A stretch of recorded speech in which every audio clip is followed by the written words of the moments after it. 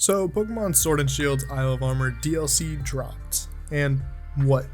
Did you think I wasn't going to make a video on it? Today, we're going to be taking on the Galar region with our new legendary baby, Kubfu. As most of you know, or if you don't, I've been in the process of moving and it happened at literally the worst time possible because the day the DLC dropped, all my stuff was already packed up. I did get to play a bit in my free time, but now that I'm mostly set up with everything, I can actually start making videos again. So, yeah, if you didn't see Kubfu coming from a mile away, then surprise. Also, maybe get glasses. Let's try and hit 1,000 likes on this one, and remember to subscribe if you're new and ring that bell so you never miss an upload. Also, I'm really curious about what your takes on the DLC are.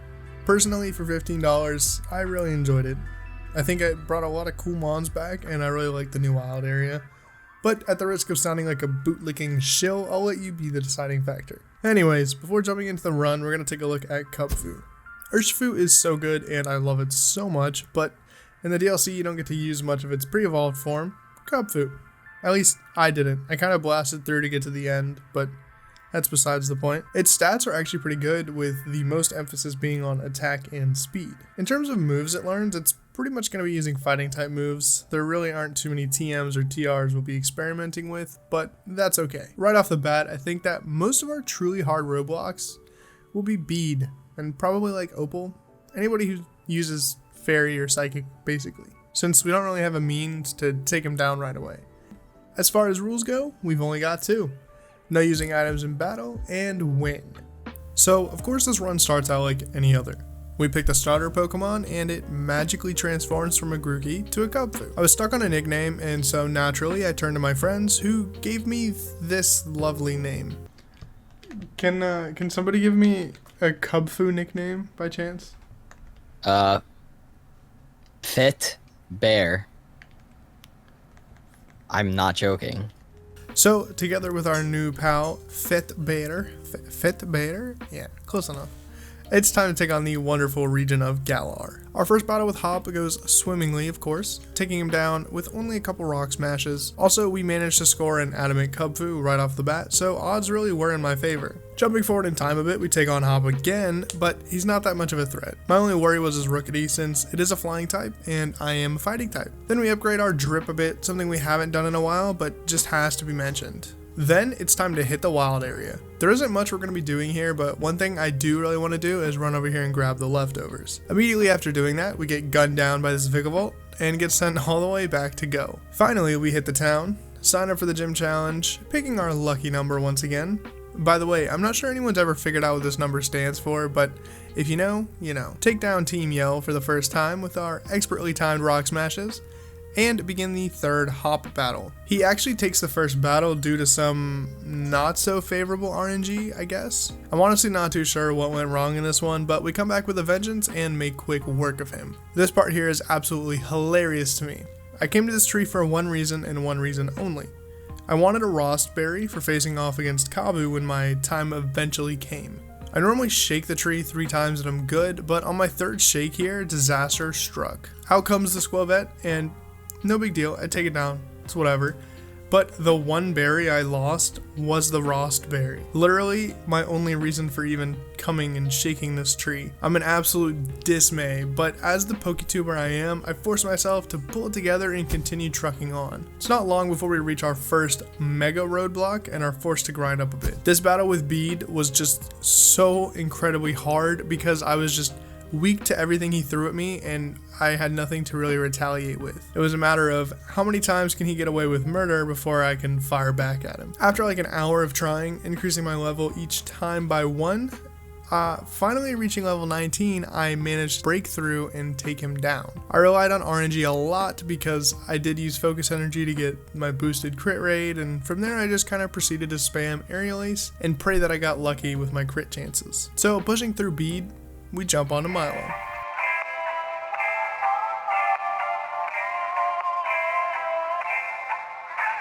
So Milo's gym was actually pretty easy.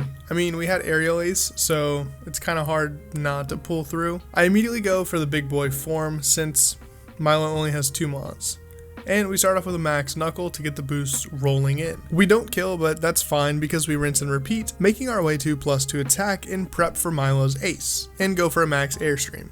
Even at +2, it doesn't quite kill, but we get the speed boost and just clean it up on the next turn, securing us our first badge on our journey. No tricks or gimmicks had to be pulled out of the bag yet, but we're just getting started. Up next, we've got to take on Hop, and he is not happy about how we normally treat him. I lose the first battle due to some pretty heavy RNG, and then the same thing on the second battle. He keeps outspeeding me and getting lucky with confusion, so I've got no choice but to juice my levels up a bit and try again. So we come back at level 22, get some RNG to work in our favor this time, and take him down.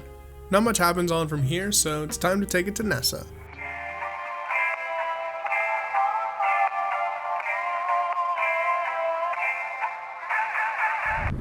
I pretty much follow the same strategy as Milo here. Go for the big boy mode, fire off a few max knuckles to start the battle, get the +1, fire off another to get the +2, and take down Arrokuda with the airstream to get the +1 speed. So downside is we're not fighting a big boy with a big boy. But the good news is we have some pretty juiced up stats on our side. I decided to just go for a rock smash since it's my best bet, being stab and super effective. Do a little less than half, so I'm expecting to lose, but I guess we get a max damage roll on the next attack and manage to take it down. We learned Brick Break from leveling up here and collect our second badge. The next speed battle was also a bit of a roadblock, but we managed to push through after about 3 attempts. Take down Marnie with ease because she's rocking dark types, and well, Kubfu punch hard. Next up, it's Kabu time.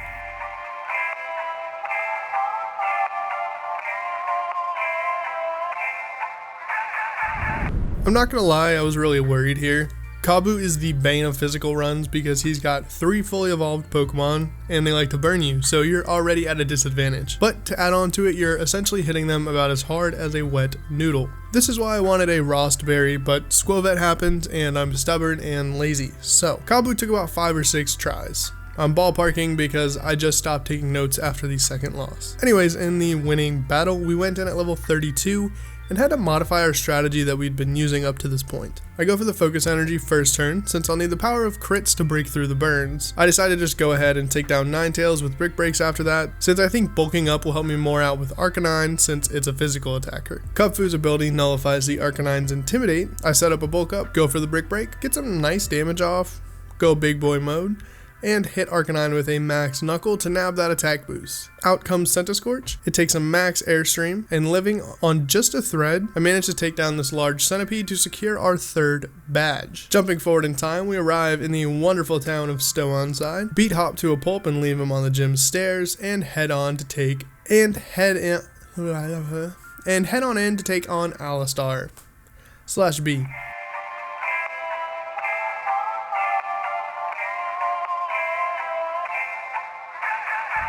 So taking on Alistar first, I was really worried I'd just get bulldozed and blocked, but I started the battle off with a bulk up, get disabled, set up a focus energy, and then take down Yamask with an aerial ace. I break Mimikyu's disguise, bulk ups disable ends, and I set up another one. And at this point, I'm pretty much a shoo-in. I go big boy and use max airstream to make sure I can outspeed the Gengar with the +1 speed, take down Cursula in one hit, and also one-shot the big boy Gengar. And now let's jump on over to Sword to take on B.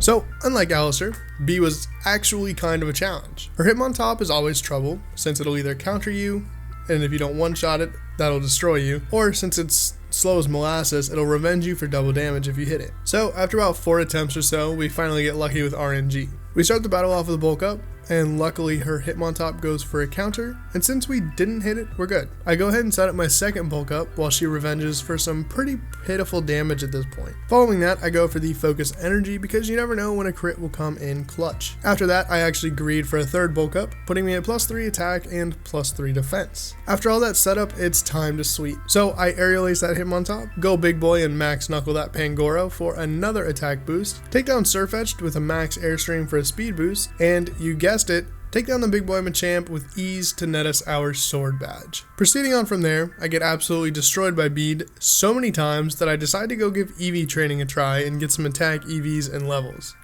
Yeah, it was that bad. Eventually, I return home from war with a level 42 Kubfu and we manage to finally take Bede down. Heading on from there, we make our way through Glimwood Tangle and arrive in Ballonia, where we grab the Eviolite and head on in to take on Opal.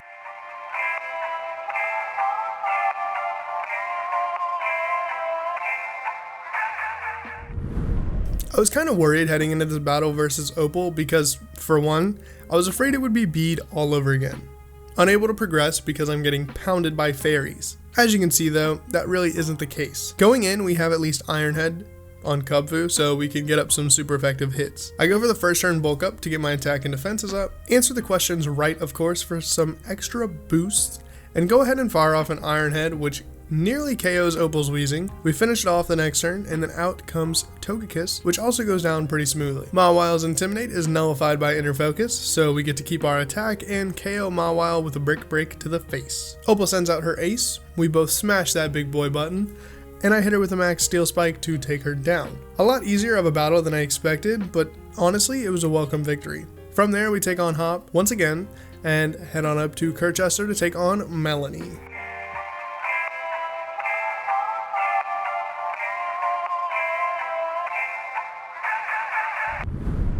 / Gordy. I did lose my first battle against Melanie, but I attribute that to 100% of me just not paying attention. Coming back for the rematch though, my focus is like a laser. I go straight for the Ironhead on Frostmoth so it doesn't get a chance to set up Hail. Go ahead and bulk up on the Darmanitan twice, and then we take it down with a Brick Break. Melanie sends out Ice-Q, and without Hail to activate its ability, we manage to take it down easily, going big boy mode and max knuckling just for another attack boost, and then out comes a giant Lapras that we just Max Steel Spike. Almost take it down, but managed to live through its G-Max move, and then finish it up on the following turn with a Brick Break. It honestly went a lot smoother the second time around, and we'll take that. Now, let's head on over to Sword to take on Gordy.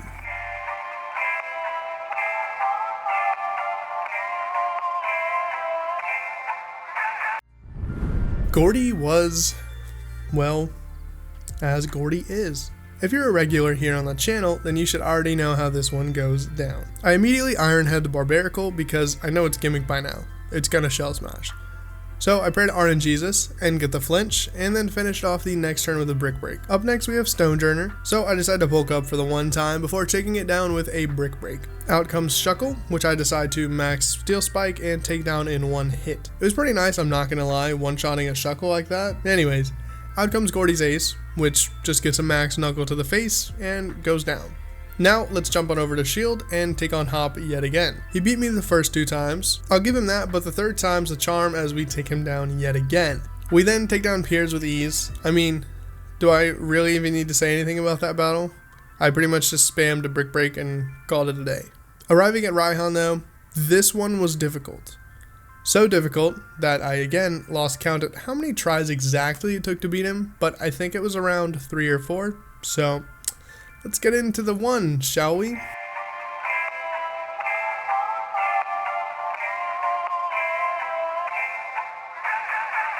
So I caught a Rookity to use as my mandatory second Mon, and I go straight for the Max Knuckle on Flygon because it likes to lower my attack with Breaking Swipe. Another Max Knuckle takes it down, and now we don't have to worry about attack drops and are sitting pretty at +2 attack. I take Sandaconda down with a Max Steel Spike and gain +1 to my defenses, so I'm not too worried about having to tank any bad hits, but I do still have the Sandstorm chipping away at me. Out comes Duraludon and gets a Brick Break to the face. Luckily though, that's all it takes to bring down this behemoth, and all that's left to do is clean up this Gigalith, which honestly isn't hard at all. But now it's time for a true display of skill. It's time to take on the one you've all probably been waiting on. That's right, it's time to take on the champion, Leon. Dun dun dun.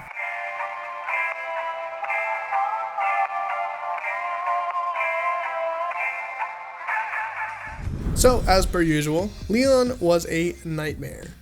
For starters, I didn't have much to take down Aegislash with, and I was super weak in terms of the damage I was able to do. So, after trying and failing so many times in a row, I jacked my little bear up in terms of power. Finally, at level 82, I think I've struck gold. I go for the bulk up right here, confident I can live a hit, and now that it's in sword form, I'm expecting the King Shield, so I bulk up again, and actually get hit by a Shadow Ball, but I know at this point I'll be able to take it down. I then go for the Ice Punch on Haxorus, and because it's so frail, I'm able to one-shot that. I don't have much health left, but I decide to go ahead and go for the close combat on Cinderace and beat it to a pulp. I'm a bit worried Seismitoad would live a hit, so I hit it with the Max Knuckle and collect another attack boost for myself. Dragapult gets taken down by a Max Hailstorm, and finally Charizard comes in, and because of our +3 attack and a hard-hitting Max Hailstorm, we managed to take it down. We had to take a couple of hits in the beginning, but we managed to pull through. I'd say this was definitely one of the harder runs like this I've done. You can check out the others in a playlist, but so far this is the highest level we've been when taking down Leon. All in all, it was a pretty fun run, but most of the time these are, so I'm not complaining.